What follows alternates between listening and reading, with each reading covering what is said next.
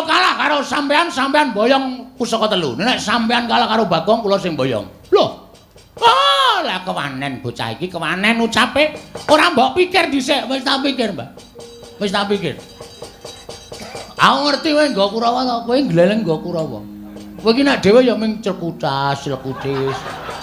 Ora ndek kewanen apa-apa, ning gandeng kowe nggo Kurawa Dursasana Kartomama Surtayu Surni Sinden ngono ngene kowe. Kowe mesti gleleng. Kowe mesti kaya yak-yak kae. Ning slamus apa ki?